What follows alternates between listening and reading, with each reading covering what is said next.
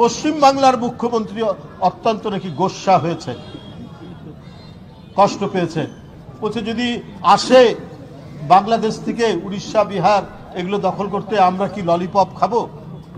তো আমিও বলে রাখি, আপনারা যদি চট্টগ্রামের দিকে তাকান, দাবি করেন আমরা কি আমলকি মুখে চুষবো? তা তো আমরা চুষবো না। আপনি মমতা ব্যানার্জি, আপনাকে আমরা জানতাম ধর্মনিরপেক্ষ মানুষ, অসাম্প্রদায়িক মানুষ মানবতাবাদী হয়, এইটা আপনারা জানতাম। কিন্তু আপনাদের অত্যন্ত গভীরে যে কট্টর হিন্দুত্ববাদী লুকিয়ে থাকে সেটা দেখলাম যখন আপনি বললেন যে বাংলাদেশে জাতিসংঘের শান্তিরক্ষী পাঠানো দরকার। কি কারণে আপনি শান্তিরক্ষী বাহিনী পাঠাবেন? আপনি অন্য দেশে কিভাবে এটার আপনি এই কথা বলতে পারেন? আপনি আন্তর্জাতিক আইন কানুন জানেন না, আপনি অর্বাচীনের মতো এই কথা বললেন। ভারতেরও কেউ কেউ প্রতিবাদ করেছে। তারপরে আপনাদের মনের মধ্যে বাংলাদেশের প্রতি কোনো সম্ভ্রম নেই, কোনো বাংলাদেশের মর্যাদার প্রতি আপনাদের কোনো ধরনের আপনাদের যে সম্মান দেখানো সেটি নেই। আপনারা সবসময় মনে করেন যে বাংলাদেশ আপনাদের তাবেদার হয়ে থাকবে। এই কারণেই আপনারা শেখ হাসিনাকে অত্যন্ত প্রিয় পাত্র মনে করেন। শেখ হাসিনা যেহেতু এখন পালিয়ে গেছে, এই মনোকষ্টে সবাই, ভারতের শাসক গোষ্ঠীর সবাই, যারা যেখানে শাসন করেন, সে প্রদেশে হোক আর কেন্দ্রে হোক, তারা প্রত্যেকেই মন খারাপ করে বসে আছে এবং এই অপপ্রচারগুলোকে, এই অপতথ্যগুলোকে মিডিয়ার মাধ্যমে তারা প্রচার দিচ্ছে। তাতে কোনো লাভ হবে না। এই যে আমাদের ঈশা ভাই বলেছে, আমাদের অনেক ভালো ভালো ডাক্তার দীর্ঘদিন ধরে আছে। একসময় রাজশাহীতে ভারতের মুর্শিদাবাদ থেকে চিকিৎসা করাতে আসতো গোলাম মোল্লা চৌধুরী, কায়সার রহমান চৌধুরী। আমি 60-এর দশকের কথা বলছি। আমরা যদি শক্ত হয়ে দাঁড়াই, আমাদের যারা চিকিৎসক তারাও তো দেশে যেমন লেখাপড়া করেছে, বিদেশ থেকেও কেউ এমআরসিপি করেছেন, এফআরসিএস করেছেন। শুধুমাত্র একটু কেয়ারফুলি যত্ন নিলে পরে একটা লোক ভারতে যাবে না। আমাদের ভালো চোখ, হ্যাঁ আগস্ট আপনার কি বলে যে আপনি চক্ষু বিশেষজ্ঞ বলেন, অর্থোপেডিক্স বলেন, কার্ডিওলজিস্ট বলেন, ইউরোলজিস্ট বলেন, আমাদের ভালো ভালো ডাক্তার এখানে রয়েছে। কই আপনারা তো ভিসা বন্ধ রেখেছেন। আমাদের লোকরা তো দেশেই তারা চিকিৎসা নিচ্ছে। এই একটি বিষয়।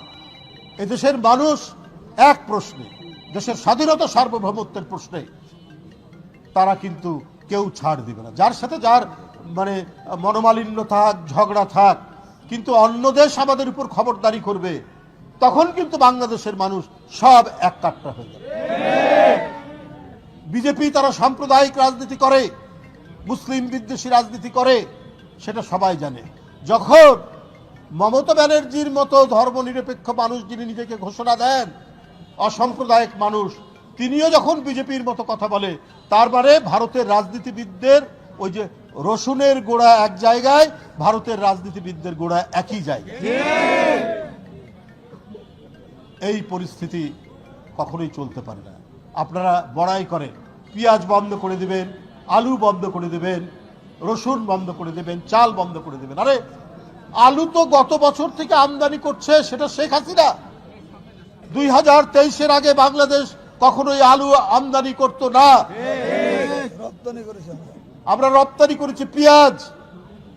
এখানে কৃষি সম্প্রসারণ বিভাগের আপনার যারা কর্মকর্তা, গবেষক, তারা বলেছে যে বাংলাদেশের 27 লক্ষ টন 27-28 লক্ষ টন পেঁয়াজ হচ্ছে বাংলাদেশের চাহিদা। সেখানে আমরা উৎপাদন করি প্রায় 37 লক্ষ টন। এইটা নানা কারসাজি করে পেঁয়াজের দাম বাড়ানো হয় এবং ভারত থেকে কোটি কোটি ডলার দিয়ে পেঁয়াজ আমদানি করা হয়।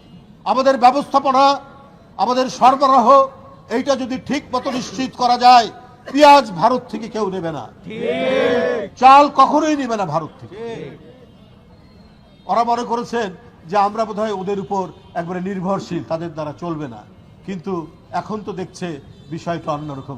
এখন কলকাতা নিউ মার্কেট বন্ধ, কলকাতা ডিপার্টমেন্টাল স্টোর বন্ধ, কলকাতার হাসপাতালগুলো বন্ধের উপক্রম হয়েছে।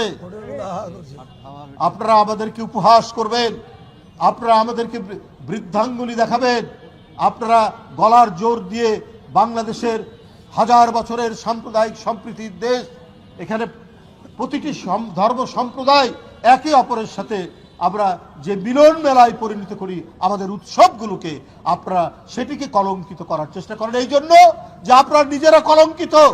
আপনারা নিজেদের সারা ভারতে প্রতিদিন মুসলিম হত্যা, খ্রিস্টান হত্যা, পাদ্রী হত্যায় রক্তাক্ত। এই কারণে তারা বাংলাদেশের ভাবমূর্তিকে কৃত্রিমভাবে জোর করে বিনষ্ট করার জন্য তারা এই কাজ করছে। বন্ধুরা আমার, আমরা এর তীব্র প্রতিবাদ জানাই। আমাদের বাংলাদেশ সবই উৎপন্ন হয়, আমাদের ভালো শাড়ি, জামদানি শাড়ি পৃথিবী বিখ্যাত, আমাদের টাঙ্গাইলের তাঁতের শাড়ি পৃথিবী বিখ্যাত,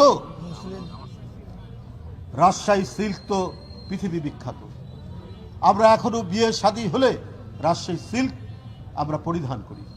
তো তাহলে কেন এদেশের মহিলারা ভারতীয় শাড়ি কিনবে? কিন্তু আপত্তি নাই, কিন্তু তারা যখন আমাদেরকে ঘৃণা করে, উপহাস করে, তাদেরটা আমরা কিনবো কেন?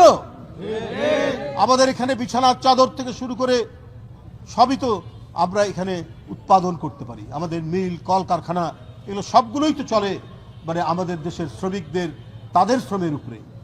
তাহলে আমরা মুখাপেক্ষ থাকবো কেন? আমরা মুখাপেক্ষী থাকবো না। আমরা নিজের পায়ের উপর আমরা দাঁড়াবো। আমরা ভারতীয় শাল নিব না। এই দেখেন বাংলাদেশের খদ্দরের একটি চাদর, এই পরে কি শীত যাচ্ছে না? এই পরেই তো রাজশাহীতে এসছি, রাজশাহী শীত তো বেশি। এই পরেই আমরা জীবনযাপন আগেও করেছি, ছোটবেলায় করেছি, এখন তো করি। মাঝখানে পৃথিবী গ্লোবালাইজেশন হওয়ার কারণে কেনাকাটা যখন বিশ্বজুড়ে হয় তো তখন ভারতের পণ্য আসতো, কিন্তু তারা তাদের পণ্য নিয়ে গর্ব করে, আর আমরা আমাদের পণ্য নিয়ে গর্ব করব না?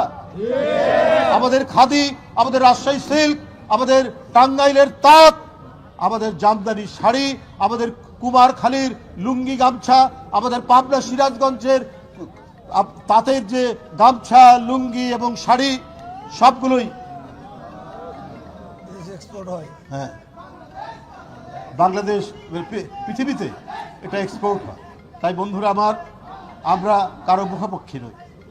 আমরা ভারতের পণ্য এই কারণেই বর্জন করছি যে তারা এই দেশের মানুষের সাথে বন্ধুত্ব করে না। কেউ একজন এখানে বলেছেন ওরা বন্ধুত্ব শুধু শেখ হাসিনার প্রতি। এই দাঁড়াও, এরা যে বাচ্চা শিশুকে হত্যা করেছে ক্ষমতায় থাকার জন্য, এরা আবু সাইদের মতো একজন প্রাণবন্ত তরুণকে যে নিজের শার্টের বোতাম খুলে দিয়ে শেখ হাসিনার পুলিশের বুলেটের সামনে দাঁড়িয়ে পৃথিবী থেকে চলে গেছে, তাও মাথা নত করেনি। আমরা মুগ্ধকে জানি, এইরকম 2000 নেতা কর্মী, এই 2000 ছাত্র জনতা, অসংখ্য 15 জন রিক্সাওয়ালার বাসায় আমি নিজে গেছি। তারা রাস্তায় দাঁড়িয়ে গণতন্ত্রের পক্ষে স্লোগান দিয়েছে। এত আত্মদান শুধু গণতন্ত্র ফেরানোর জন্য, শুধু বাক স্বাধীনতার জন্য। এক সময় আসতে ভয় লাগতো যেখানে বক্তব্য রাখবো কোন সময় পুলিশ এসে আবার ধরে নিয়ে যাবে, কোন সময় পুলিশ এসে আক্রমণ করবে। এখন আর ওই ভয়টা নাই।